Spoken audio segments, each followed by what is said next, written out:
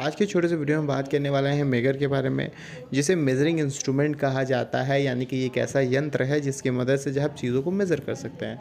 अब किस चीज़ को मेज़र की जाती है, ये किस तरीके से काम करता है, ये कितने प्रकार का होता है, इंटरव्यू में किस तरह का सवाल इससे पूछा जाता है, साथ ही साथ बहुत सारे डिफरेंट गवर्नमेंट एग्जाम में जो है बहुत सारे एमसीक्यू क्वेश्चन को फ्रेम की जाती है, तो उसके बारे में भी बात करेंगे।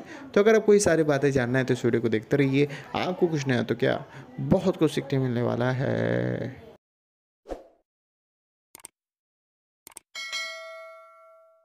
तो जैसा कि हमने आपको बताया कि ये एक मेजरिंग इंस्ट्रूमेंट है, यानी कि ये एक ऐसा यंत्र है जिसकी मदद से आप चीज़ों को मेज़र करते हैं। तो ये जो है इंसुलेशन रेजिस्टेंस को मेज़र कर रहा होता है। अब देखिए, रेजिस्टेंस के बारे में तो आपको आइडिया होगा कि किसी भी कंडक्टर से अगर करंट फ्लो हो रहा होता है तो उस करंट को कितना रुकावट मिल रहा है, कितना ऑपोजिशन हो रहा है, उस ऑपोजिशन ऑफ करंट को ही जो है हम रेजिस्टेंस कह रहे होते हैं। ये एक प्रॉपर्टी होता है किसी भी मटेरियल का। तो देखिए, यहाँ पे हम कंडक्टर की बात नहीं कर रहे हैं। यहाँ पे अगर आप समझे तो हमने ये कहा कि ये इंसुलेशन रेजिस्टेंस को मेज़र करने का काम कर रहा होता है। अब इंसुलेशन रेजिस्टेंस क्या होता है? आपने देखा होगा कि वायर में जो है एक प्लास्टिक का, एक पीवीसी का जो है एक कोटिंग प्रोवाइड की जाती है जिसे इंसुलेटर कहा जाता है। अब इसको देने का मकसद ये है कि ये आपको सेफ्टी प्रोवाइड करता है। आप अपने हाथों के मदद से उस वायर को पकड़ सकते हैं, आपको झटका नहीं मारेगा। जो करंट फ्लो हो रहा है कंडक्टर के अंदर से वो बाहर नहीं निकल सकता है। क्यों नहीं निकल सकता है? क्योंकि वो जो इंसुलेटर आपने दिया है ना, उसके अंदर करंट को रोकने का बहुत क्षमता है, जैसे रेजिस्टेंस हम कह रहे हैं। उस इंसुलेशन का जो रेजिस्टेंस होता है ना, वो काफी हाई होता है। अब ये इंसुलेशन जो है सिर्फ आपको वायर में ही नहीं, आपके मोटर में, केबल में, जनरेटर में, वाइंडिंग में, बहुत जगह जो आपको इंसुलेशन देखने मिलेगा। अब इसके साथ दिक्कत ये है कि ये जो इंसुलेशन है वो समय के साथ जो है खराब होते जाता है। अब इसके पीछे कई सारे कारण हैं, environmental condition, temperature, humidity, moisture, dust particle, और जो ये इलेक्ट्रिकल और मैकेनिकल स्ट्रेस पड़ रहा है आपके इंसुलेशन के ऊपर, उसकी वजह से जो आपका इंसुलेशन का जो क्वालिटी है वो डिग्रेड होते जाता है। इसलिए ये ज़रूरी है कि आप समय समय पे जो है आईआर क्वालिटी टेस्ट करें, यानी कि इंसुलेशन रेजिस्टेंस क्वालिटी टेस्ट करें, ताकि आपको पता चल सके कि कहीं इंसुलेशन डैमेज तो नहीं हो गया या कहीं पंचर तो नहीं है, तो करंट लीक हो रहा है, जैसे लीकेज करंट हम कह रहे होते हैं। खास करके जो है केबल का इंसुलेशन का जो है रेजिस्टेंस चेक करने के लिए की जाती है। जैसा कि आपको पता है कि केबल के अंदर जो है मल्टीपल कंडक्टर्स होते हैं और उसके बीच में जो है इंसुलेशन दी जाती है। तो अगर वो इंसुलेशन डैमेज हो जाता है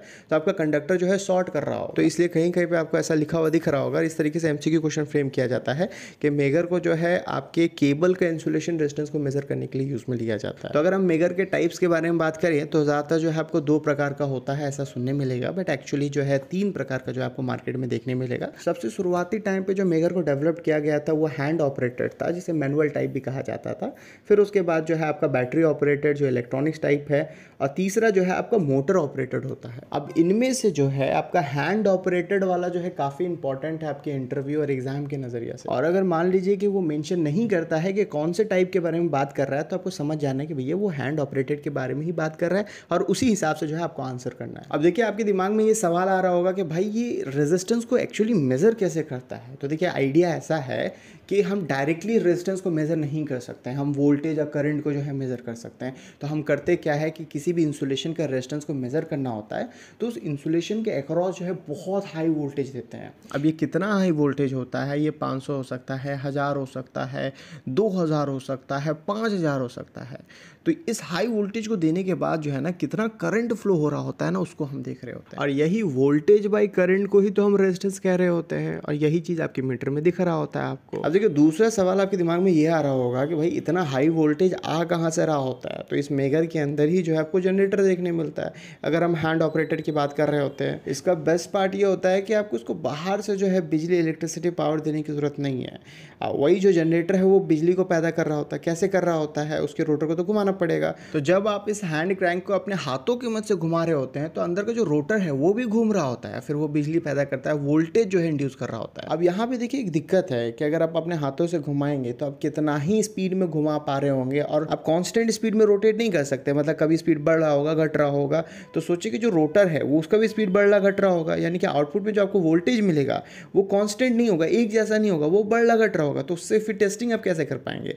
तो इस चीज़ से बचने के लिए जो है हम अंदर में क्लच मैकेनिज्म यूज़ कर रहे होते हैं जो स्पीड को जो है कांस्टेंट रखने का काम करता है, यानी कि आपको आउटपुट में भी जो है कांस्टेंट वोल्टेज मिल रहा होगा, सेम जैसा वोल्टेज मिल रहा होगा। दूसरी ओर जो बैटरी ऑपरेटेड मेजर है वहाँ पे बहुत सारे इलेक्ट्रॉनिक्स हम यूज़ कर रहे होते हैं, डीसी टू डीसी कन्वर्टर वहाँ पे यूज़ में लिया जाता है। तो वहाँ पे जो बैटरी आप यूज़ कर रहे हैं उस लो वोल्टेज को ये डीसी टू डीसी कन्वर्टर जो है हाई वोल्टेज में कन्वर्ट कर रहा होता है। अब मोटर ऑपरेटेड मेजर में क्या हिसाब होता है कि वो जो जनरेटर आप यूज़ कर रहे होते हैं ना, उसको हाथ से ना घुमा करके जो है मोटर वहाँ पे लगा दिया जाता है जो उसके रोटर को घुमा रहा होता है। अब मोटर को तो चलने के लिए बिजली चाहिए, तो ये जो बिजली है इलेक्ट्रिसिटी उसको बाहर से देना पड़ता है। तो ये सारी तो थ्योरेटिकल बातें थी। अब प्रैक्टिकली अगर आपको मेगर से टेस्टिंग करना होगा तो आप किस तरीके से करेंगे उसके बारे में भी थोड़ा सा आपको आइडिया देते हैं। तो इस मेगर के ऊपर जो है 2-3 चीज़ आपको देखने मिलेगा। एक तो आप यहाँ पे देख रहे हैं कि 200 मेगा ओम लिखा हुआ है, तो ये बताता है कि ये कितने इंसुलेशन रेजिस्टेंस को जो है मेज़र कर सकता है।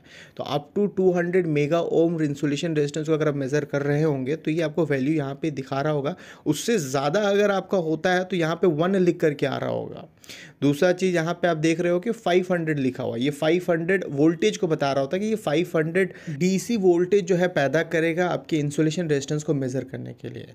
कब करता है, यहाँ पे ये जो एक बटन देख रहे हैं आप, टेस्ट बटन देख रहे हैं, जब इस टेस्ट बटन को हम प्रेस कर रहे होते हैं, जब हम प्रेस करते हैं तभी ये जो वोल्टेज जो है पैदा करता है। यहाँ पे दो जो है आपको टर्मिनल देखने मिल रहा है, एक पॉजिटिव एक नेगेटिव। यहाँ पे हम अपने लीड्स को कनेक्ट कर रहे होते हैं, टेस्ट लीड्स को कनेक्ट कर रहे होते हैं और उसी टेस्ट लीड्स की मदद से जो है हम टेस्टिंग करते हैं।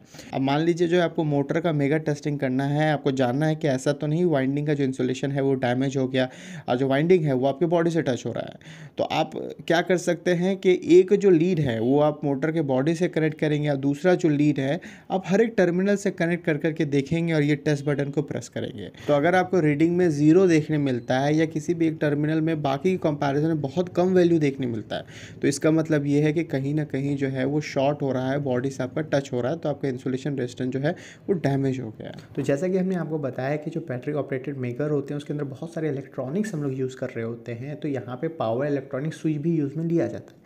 अब ये पावर इलेक्ट्रॉनिक स्विच क्या होता है, किस प्रकार से काम करता है, इसके ऊपर ऑलरेडी हमने वीडियो बना रखा है। अगर आप मोटर से रिलेटेड वीडियोज़ देखना चाहते हैं तो इस वाले प्लेलिस्ट पर क्लिक करके देख सकते हैं। मिलते हैं ऐसे किसी वीडियो में, till then take care, bye bye.